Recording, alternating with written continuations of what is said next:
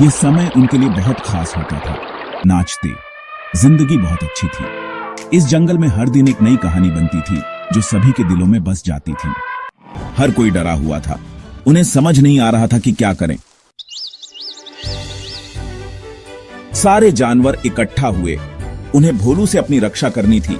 बहुत सोच विचार के बाद उन्हें एक उपाय सूझा। वे हर दिन बारी बारी से भोलू को अपना भोजन देंगे। इस तरह कम से कम एक जानवर तो हर दिन बचेगा। ये योजना सबको पसंद आई। उन्होंने सोचा कि इससे कुछ समय तो मिलेगा।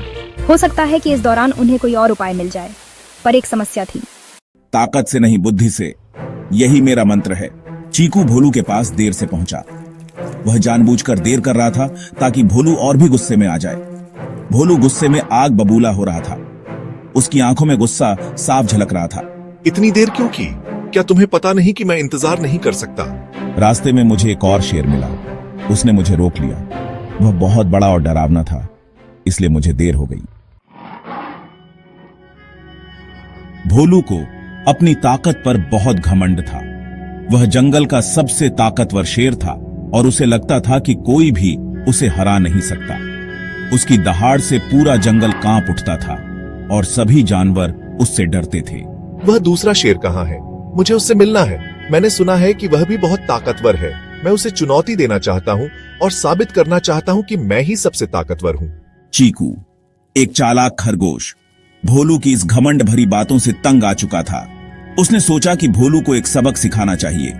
इसलिए उसने भोलू को जंगल के एक कुएं के पास ले जाने का निश्चय किया। वह शेर इस कुएं में रहता है। अगर तुम सच में सबसे ताकतवर हो तो उसे हरा कर दिखाओ। भोलू ने कुएं में झांका।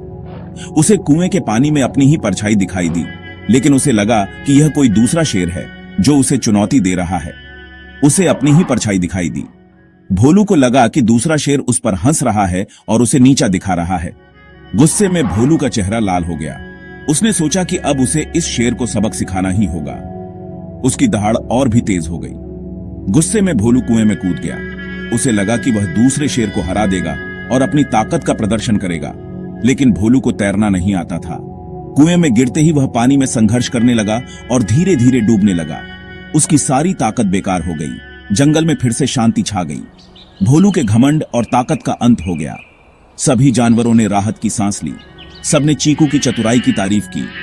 चीकू ने अपनी बुद्धि से भोलू को सबक सिखाया था। सबने जाना कि बुद्धि की ताकत बल से अधिक होती है।